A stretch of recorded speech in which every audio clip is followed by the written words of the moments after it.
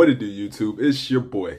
Hey, yo, Noah come back to y'all with another Texas Nation fan talk. Y'all already know what time it is today. As y'all can see in the title, we've been going over the 5 players that I feel need to have an approved 2022 season for the Houston Texans to have success in 2022. If you enjoyed this video, go ahead and smash a like. If you enjoyed this video, go ahead and smash the sub.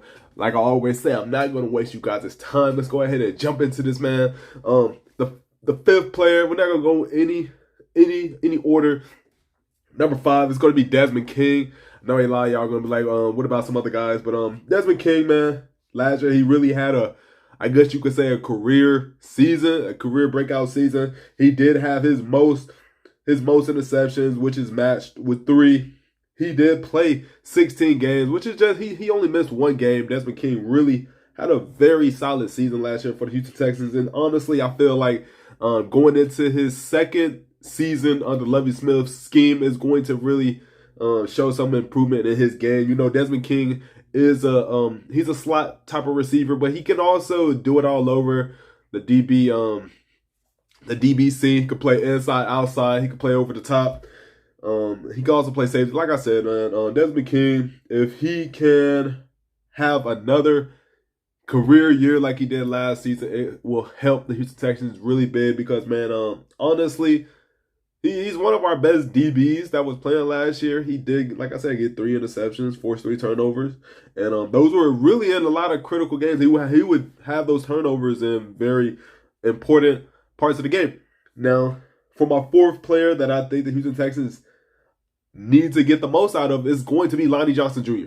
If y'all been here since, you know, my first YouTube channel, y'all know how I used to go out for Lonnie Johnson. I really liked Lonnie Johnson during his rookie season. I think he was a very solid player. He was locking up Travis Kelce in that Kansas City game, and he didn't really get to show his worth in that in the Kansas City loss up at Arrowhead. But last year, also, Lonnie Johnson had a career season. He had 3 interceptions. He tied for the most interceptions on the team last year. So that's something big. Last year, he had 26 passes thrown his way, and he only allowed 13 to be completed for 236 yards. That's not too bad.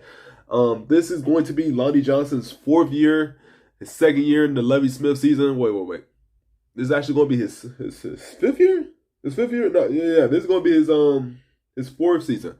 So let's hope Lonnie Johnson really...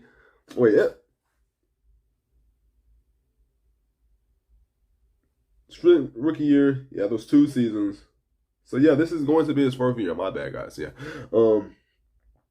Let's hope Lonnie Johnson has a pretty solid year because we don't know if we're going to be able to get a Sauce Gardner or get a Derek Stingley. It would be very awesome for Lonnie Johnson to have a breakout season because then we have the cornerback that can play for us for the next maybe 3 to 5 years. You know what I mean? That would be very awesome.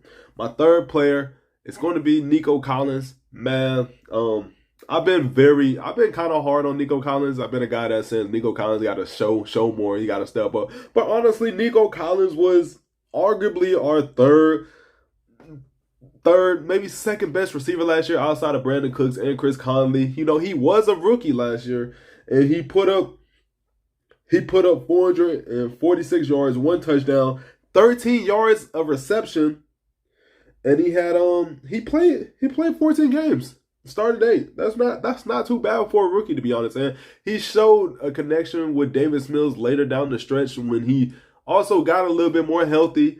And he got more adjusted to the offensive scheme. So honestly, I think Nico Collins might have a big year. It would be awesome to see Nico Collins reach that 1K yard mark. Even if not 1K, 800 yards, that would be very fucking awesome. I want to see Nico Collins ball the fuck out because it will be very, very important for our offense to get a wide receiver of his caliber. Because y'all know me, like I said in my other videos, I like a big body wide receiver. I like a guy who can just shove off the DBs. But my 2nd guy, number 2, no order, like I say, it's going to be Titus Howard. Last year, unfortunately, really, I think besides his rookie season, Titus Howard has been moved all across the offensive line besides the center position. Left tackle, left guard, right tackle. He's he's really moved all around this offensive line, and it's kind of unfortunate because it's kind of looking like he's going to be shuffled around the offensive line once again if guys start going down, getting hurt.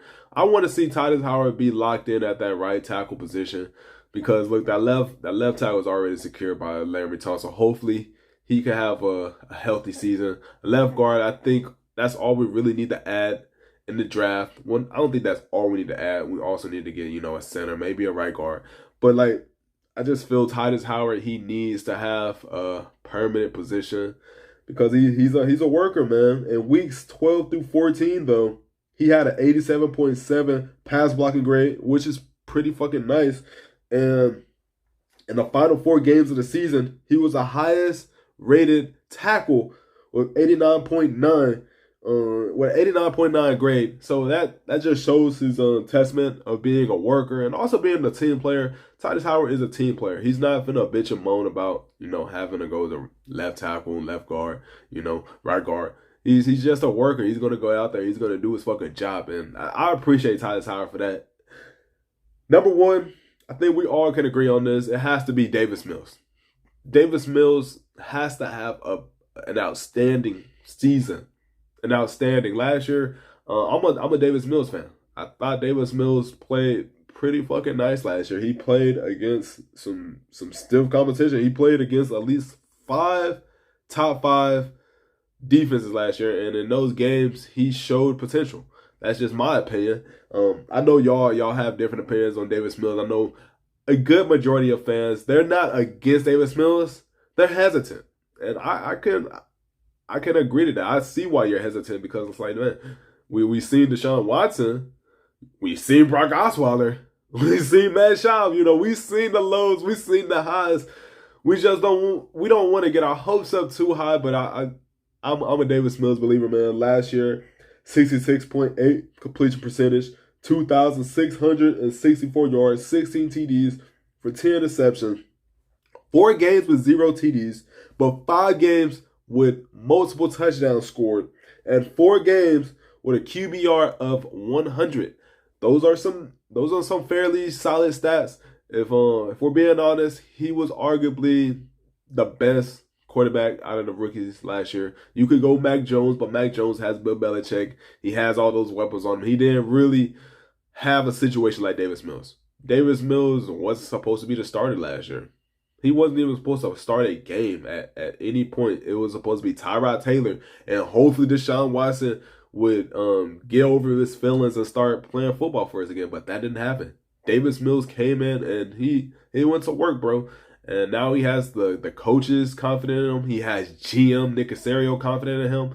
I think this is going to be a very solid year for Davis Mills, especially if we go out in this draft and we surround him with some talent on the offensive line, a running back, and also 1 more playmaker, maybe 2 more playmakers. We'll see. But those are my 5 players who I feel the Houston Texans need to, step up if they want to have success. It's going to be Desmond King, it's going to be Lonnie Johnson Jr., it's going to be Nico Collins, Titus Howard, and Davis Mills. Y'all let me know how y'all feel about those 5 players and which player do you think is going to have the most improvement next season. It's your boy A.L. Noah signing off. Peace. Go Texans.